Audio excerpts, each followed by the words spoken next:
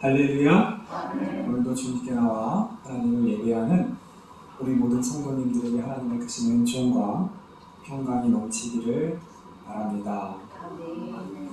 예수님께서 산에서 말씀을 전했다 그래서 산상수훈이라고 합니다. 오늘 말씀은 산상수훈의 한 말씀인데요. 이 산상수훈의 말씀은 굉장히 놀랍습니다. 굉장히 놀라워요. 산상수훈의 말씀을 가만히 보면 오른쪽 뺨을 맞으면 왼쪽 뺨을 돌려대라. 사람이 그저 미워하는 마음으로, 조롱하는 마음으로 바보 멍청이만 해도 그 사람은 살인한 사람이다. 이렇게 말하는 이런 말씀은 어디에서도 찾아볼 수 없는 거예요. 그러니까 인도의 유명한 정신적인 지도자 간디는요, 영국에 유학을 갔다가 영국에서 이 성경 말씀, 특히 예수님께서 전한 산상수훈의 말씀을 읽고서 감명을 받은 거예요. 세상에 이런 말씀이 있구나. 그래서 간디가요, 이제부터 예수님을 믿어보겠다라고 생각하고 교회에 갔어요. 그런데 영국에 있는 교회가 그 당시에 인도가 영국의 식민지였거든요. 그러니까 인도 사람이 오니까 교회에 들여보내지 않는 거예요. 여러 군데 교회를 다 다녀봤지만 다 인도 사람은 다 못 들어오게 하는 거예요.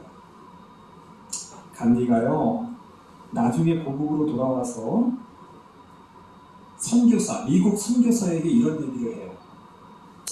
예수는 정말 이상적이고 멋진 분입니다. 그러나 당신네 기독교인들은 정말 그분은 닮지 않았어요. 만약 당신네 기독교인들이 진정으로 예수 그리스도와 같은 삶을 살았다면 우리 힌두 교인들이 기독교로 개종하는 순간은 훨씬 빨리 찾아왔을 것입니다. 그러니까 인도에서 선교를 하고 있는 그 선교사에게 말하는 거예요. 예수님의 그 훌륭한 가르침, 당신네들이 그대로 살기만 했다면 당신이 그렇게 열심히 선교하는데 인도의 힌두교에 있는 많은 사람들이 기독교 개종했을 거다. 이런 얘기를 하는 거예요.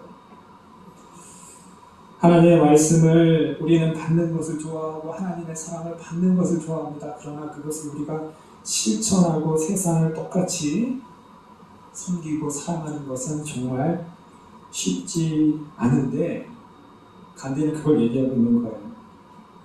자, 오늘 말씀 산상수훈의 시작 부분입니다. 우리가 잘 알고 있는 마태복음 5장, 예수님께서 산에 올라와서 그 유명한 팔복의 말씀을 하시죠. 8가지의 복이에요. 심령이 가난한 사람은 복이 있고, 애통하는 사람은 복이 있고, 온유한 사람은 복이 있고, 의에 줄이고 목마른 사람은 복이 있고, 의를 위하여 박해를 받는 사람은 복이 있다. 대부분 이 복을 받는 그 대상자들은 굶주린 사람들이고, 애통하는 사람들이고, 박해하는 사람들, 박해받는 사람들, 세상에서 의지할 곳 없는 그런 소외된 사람들이 주로 그 대상자들이고 그들에게 복이 있다라는 거예요. 그러면서 예수님께서 너희는, 바로 너희 심령이 가난한 사람들을 통한 너희들은 세상의 소금이다. 소금이 게으르가 아니라 너희들이 세상의 소금인 거예요. 그러니까 소금의 짠맛을 내라. 짠맛을 내지 아니하면 밟힌다. 버려진다. 또한 너희들은 세상의 빛이다. 빛이 비쳐야지 그 빛이 등경이에 두거나 무슨 상자 속에 그 갇혀있으면 되지 않고 사람들에게 비춰야 된다는 거예요. 비춰야 된다. 우리가 잘 알고 있는 유명한 말씀입니다. 소금이라는 것은 짠맛을 내는데, 음식의 맛을 내는데 굉장히 중요하죠. 이 소금은 맛을 내는데 필요한 겁니다. 장식품이 아니에요. 맛을 내야 합니다. 빛도 마찬가지입니다. 빛도 비추는 거예요. 빛이 비춤으로 어둠이 사라지는 거예요. 어둠 속에 힘들어하고 있는 헤매는 사람이 있다면 그 빛을 통해서 그들을 환한 곳으로 인도하는 거예요. 오늘 특별히 예수님께서 이 산상수훈을 말씀할 때 13절에 너희는 이라는 얘기를 해요. 너희에게, 너희 복수입니다. 너희가 함께 하라는, 힘을 합쳐서 함께 만들라라는 그런 의미를 가지고 있겠죠. 너희는. 우리는 우리 개개인 각자로도 소금의 역할을 해야 합니다. 우리 개개인 각자로도 빛을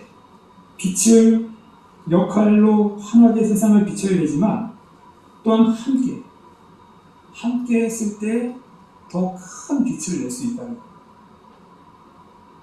함께 소금의 맛을 낼 때 더 효과적으로, 더 이 세상을 더 짠맛으로 이 세상의 부패됨을 방지할 수 있는 방부제의 역할을 할 수 있다라는 거예요.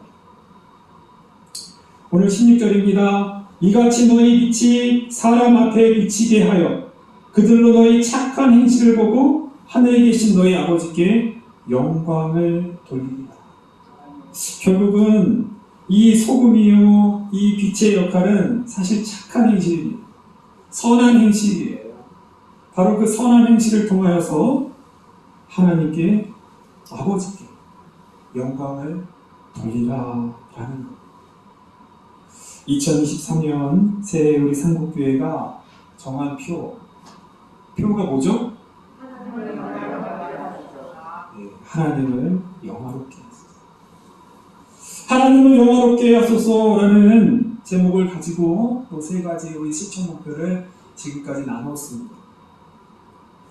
자, 오늘은 특별히 이 하나님을 영화롭게 하고 하나님을 영광 돌리려는 그런 일 가운데 우리의 착한 행실, 세상의 소금으로 세상의 빛으로서의 사는 그 착한 행실을 통해서 하나님 아버지께 영광을 돌리라고. 우리가 그렇게 살면 하나님 아버지께서 영광을 받으신다라는 것입니다. 자, 그런데요, 참 이게 쉽지 않아요. 이게 쉽지 않습니다. 우리가 세상을 착하고 세상의 소금으로 비추고 산다라는 것이 쉽지 않아요. 그렇지 않습니까? 소금의 역할을 내기 위해서는 자신을 녹여야 됩니다. 나는 안 녹아지겠다. 나는 조금도 양보하지 않고 조금도 희생하지 않겠다. 그러면은 짠맛을 낼 수 없는 거예요. 소금이라는 것은 자기를 녹이면서 내는 거예요. 소금의 굵은 알갱이가 다 녹아질 때 짠맛이 나는 거예요. 빛도 마찬가지입니다. 빛이라는 것도 자신을 태우면서 나는 거예요. 우리가 이렇게 따뜻하게 이렇게 겨울에 지낼 수 있는 것은 저 기름이 자기를 태우는 겁니다. 저 기름이 자기를 태움으로 해서 빛을 내고 열을 내잖아요. 자기를 태우지 않고 자기를 손해보지 않는다면 절대로 소금이 될 수 없고 빛이 될 수 없어요. 아까 앞에서도 얘기했지만 이 산상수훈에 보면은요, 그렇게 여러 가지 7장까지 여러 가지 말씀이 다 나와요. 그렇게 선을 행할 때, 착한 일을 할 때 은밀하게 하라 그래요. 은밀하게. 그거 다 과시하면서 내가 착한 일 했어 하고 광고하면은 천국의 상이 없다 그래요. 오른손이 착한 일을 하면 왼손이 모를 정도로 은밀하고 조용하게 착한 일을 하라. 그리고 그 착한 일의 대상자는 나와 잘해주는 사람, 내가 볼 때 그래도 좀 도와주고 싶은 마음이 있는 사람들에게만 하라는 것이 아니라 심지어 나를 박해하고 나를 미워하고 이유 없이 좀 나를 굉장히 그렇게 곱지않게 대하는 그런 사람들에게까지도 그들에게 똑같이 선을 베풀어라. 그게 어렵습니다. 은밀하게 선행을 할 수 있는 것까지는 할 수 있어요. 그러나 나에게 못된 사람, 나를 힘들게 하는 사람에게까지 똑같이 그들에게 선행을 행한다는 건 쉽지 않아요. 그게 바로 오른쪽 뺨을 때리면 왼쪽 뺨도 돌려대라. 그게 그런 얘기입니다. 그런 얘기예요. 쉽지 않죠. 어렵습니다. 그런데 또 바꿔서 생각하면 만약에 그런 사람과 내가 살고 있다면 얼마나 좋을까라는 생각을 해보게 됩니다. 내가 때로는 이유 없이 그냥 싫어요. 그럴 수 있죠. 내가 그냥 싫어했는데 저 사람이 나에게 똑같이 싫어하지 않고 오히려 나에게 사랑으로, 선으로 나에게 베푸는 거예요. 내가 때로는 실수하고 내가 잘못을 했는데 그것을 오히려 용서해주고 용납해주는 사람이 있다면 나는 계속해서 그들에게 계속해서 미워하는 것도 아마 한계가 있을 겁니다. 산상수훈에 보면 살인하지 말라라는 것이 아니라 사람에게 그저 바보, 멍청이 이런 비난에 말 한마디만 해도 똑같이 살인을 했다. 심지어 마음속으로 갖고 있는 그 미움까지도 살인이다 라고 얘기를 해요. 바꿔서 생각하면 우리가 살아가는 데 있어서 우리가 사람들을 믿지 못하는 이유는 그 사람의 겉모습과 그 사람의 속마음이 다르기 때문 아닌가요? 겉으로는 친절하고 상냥한데 속으로는 저 사람이 뒤에 가서 나에게 욕을 하고 있는 거 아니야? 이런 생각을 할 때 불편해지잖아요. 그런데 산상수훈은 그걸 얘기하고 있는 거예요. 속의 마음까지도, 잘못된 마음까지도 그렇게 했을 때 똑같다. 살인한 것과 똑같다. 가늠한 것과 똑같다. 이렇게 말하고 있는 거예요. 그러니까 겉과 속이 만약에 똑같은 것, 그런 공동체에 가면 우리는 얼마나 마음이 따뜻해질 수 있을까? 그런 사회 속에 우리가 살면 얼마나 우리는 행복할까? 우리가 그렇게 하기는 힘들지만 사실 그런 사회를 우리가 꿈꾸고 그런 사회 속에서 우리가 살아간다면 우리는 얼마나 행복할까? 겉모습이나 속모습, 마음이나 똑같은 그런 사람들과 우리가 살아간다는 것은 정말 큰 행복이죠. 할렐루야. 우리 상복교회가 그런 공동체가 되기를 바랍니다. 그런 그 공동체가 될 줄 믿습니다. 믿습니다. 좀 더 세게 하셔야 되는데 산상수훈이라는 쉽지 않아요. 인류의 기독교 역사에서 이것을 다 실천하고 사는 건 쉽지 않아요. 근데요,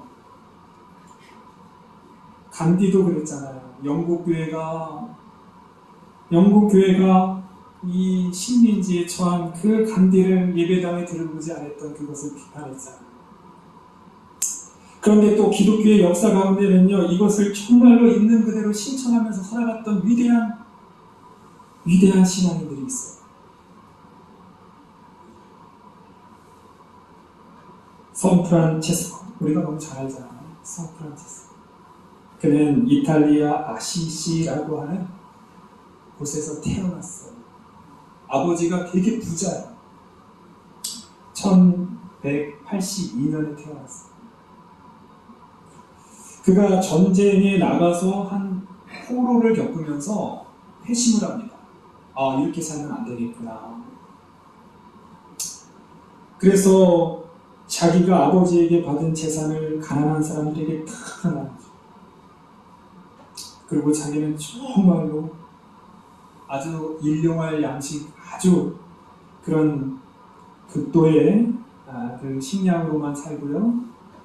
또한 자기를 따르는 형제들과 함께 공동체를 만드는 거야.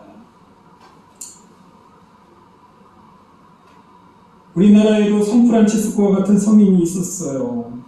이세종 선생님이라고 하는 분이 1879년 전남 화순에 태어났어요. 이분은 10살 이전부터 남의 집에 머슴으로 살았어요. 근데 워낙 부지런하고 성실해서 나중에 이제 머슴도 그것도 이제 벗어나고 그 일대, 그 화순 등감리라고 하는 그 일대의 땅을 거의 다 가진 부자가 됐어요.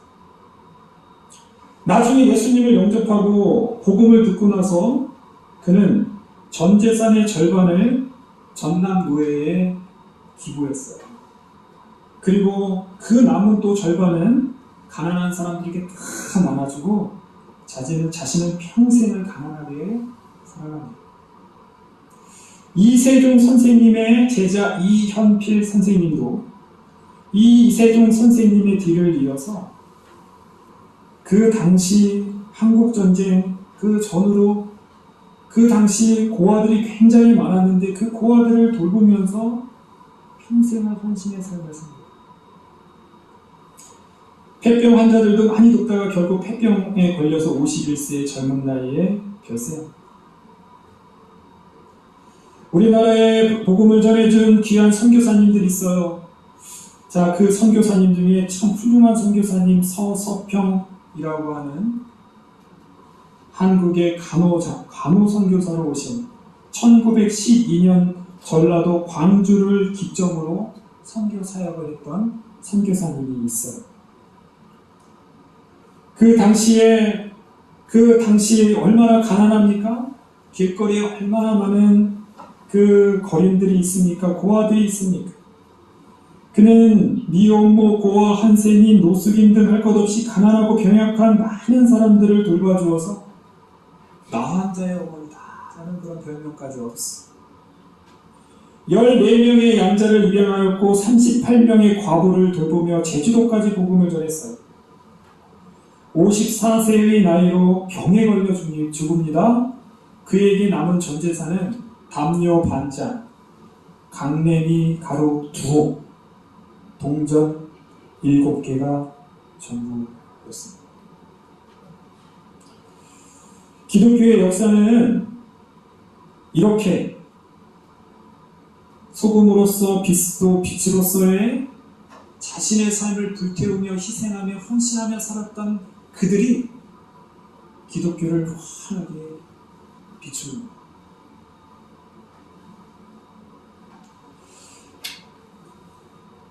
우리도 산상수훈의 가르침, 세상의 소금처럼 빛이라. 물론 우리는 성프란치스코, 이세종 선생님, 이현필 선생님, 우리 서석평 전도 선교사님과 같은 그런 큰 빛은 내지 못합니다. 그러나 우리에게 주어진 우리가 할 수 있는 최선의 빛, 그 소금과 빛의 역할을 우리는 살아내야 합니다. 한 가지 우리가 기억해야 될 것은 우리가 세상의 빛으로 세상의 소금으로 살아라는 것은 이 세상의 불의함에 대해서 무조건 저항도 하지 말고 무조건 박해를 가하는 대로 찍소리도 하지 말고 살아라, 이게 아니에요. 지금 그걸 말하는 것은 아닙니다. 절대 그걸 말하는 건 아니에요. 예수님도 그 당시 종교의 지도자들의 악행에 대해서는 신랄하게 비판했어요. 그 당시의 정권자 헤롯에 대해서는 여우라고까지 말하면서 그를 비판하고 저항했어요. 세상의 빛과 소금으로 살라라는 것은 율법주의로 빠지지 말라라는 것. 율법에는 이렇게 말하였는데 너희는 이렇게 살아. 율법에는 살인하지 말라라고 말했지만 너희는 형제에게 바보 멍청이라고만 말해도 그건 살인이다라고 말하는 거. 이게 무슨 말입니까? 나는 율법적으로 이 정도 했으니까 나는 깨끗한 사람이야. 나는 의인이야. 라고 말할 수 있는 것을 뛰어넘으라는 얘기예요. 산상수훈은. 그런 의미입니다. 산상수훈의 소금과 빛으로 살아라는 것도 우리는 똑같이 율법주의적인 우리의 행위, 우리의 의를 드러내는 그 도구로 삼으면 이것도 역시 똑같은 거예요. 소금과 빛, 착한 행실로 산다라는 것은 결국은 우리 예수님의 사랑, 십자가의 사랑, 십자가의 은혜를 우리가 먼저 받고 그 은혜에 감격하며 보답하는 삶, 바로 그것이 소금과 빛의 삶이다라는 것입니다. 산상수훈에 나와 있는 이 말씀은요, 예수님의 십자가를 통해 실현됩니다. 예수님의 십자가는 예수님을 모욕하고 조롱하고 심지어 예수님을 그 못 박는 그 사람들을 향해서 예수님은 아버지여 저들을 바로 원수된 자들, 하나님을 거역하는 그 자들을 다 품으시고 사랑하시는 바로 그 십자가의 사랑을 통해서 이 산상수훈이 실천된다라는 우리도 이 산상수훈의 이 말씀을 우리의 힘으로 우리의 노력으로 실천하고자 하면 우리는 못합니다. 못해요. 그러나 우리 예수님의 사랑, 우리 하나님의 사랑을 우리가 기억하면서 나도 저 예수님의 십자가, 우리 하나님의 크신 사랑, 그것에 조금이라도 보답하는 삶을 살아야겠다. 할렐루야. 그런 마음가짐이 있을 때 이 삶을 살 수 있다라는 것.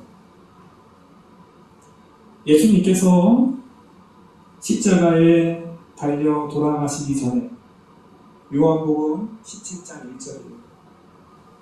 예수님은요, 나의 십자가, 예수님의 십자가, 이 길과 이 고난을 통해서 아버지를 무엇하게 하소서? 아버지를 영화롭게 하소서 기도했어요. 예수님께서 십자가의 길을 걸어가신 것은요, 인류를 구원하기 위한 것이 첫 번째 목적이 아니에요. 첫 번째 목적은 아버지를 영화롭게 하소서입니다. 우리가 이 세상을 구원하려고 하는 것보다 가장 먼저 생각해야 될 것은 우리가 이 세상에 빛과 소금으로서 나를 희생하고 나를 헌신해야지, 그래서 다른 사람에게 좋은 일을 해야지 라는 것을 먼저 생각하지 말고요, 우리는 예수님처럼 내가 이 세상 사람들을, 이 세상의 소금과 빛의 역할을 하면서 하나님을 영화롭게 하소서. 하나님을 영화롭게 하는 것이 첫 번째 목적이 되어야 된다는 거예요.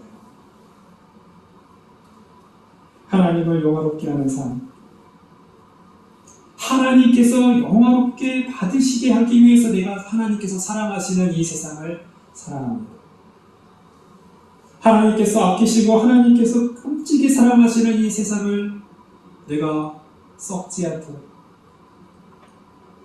그 짠맛을 내기 위해서, 그리고 그 어두운 그 세상을 내가 환하게 하나님의 만드신 세상을 더 아름답게 함으로 하나님께 영광을 돌리겠습니다 라는 마음으로 해야 된다. 우리 예수님도 그렇게 하셨다는 거예요. 우리도 우리가 세상을 구한다, 우리가 세상을 돕는다라고 생각하면 우리는 넘어집니다. 내가 한다 그러면 넘어져요. 그러나 하나님, 내가 하나님의 영광을 위하겠습니다. 하나님을 영화롭게 하는 삶을 살기 위해서 내가 하나님께 보답하고 하나님께 감사하는 의미의 소금과 빛의 역할을 감당하겠습니다 라고 생각해야 된다는 것입니다. 사랑하는 성도님, 오늘은 예수님께서 우리에게 주신 귀한 말씀, 너희는 세상의 소금이다, 너희는 세상의 빛이다. 이 세상은 소금처럼 살고 싶어 하지 않아요. 이 세상은 빛처럼 살고 싶지 않아요. 그런데요, 소금과 같은 교회를 원합니다. 어쨌든 빛의 역할을 하는 그런 교회를 세상은 원해요. 우리도 세상을 너무 그렇게 세상은 왜 이렇게 차갑냐, 어둡냐, 왜 세상이 자꾸 이렇게 부패하는 것 같지? 라고 하소연만 하지 말고 우리가 그 세상을 환하게 하고 우리가 그 세상에 짠맛을 내기 위해서 세상이 이렇다라고 생각하면서 다 우리의 할 일이다라고 생각하며 그렇게 하나님을 영화롭게 하는, 하나님을 영광스럽게 하기 위해서 소금과 빛의 삶을 살아가는 저와 여러분, 우리 삼복교회 되기를 간절히 바랍니다. 기도하겠습니다.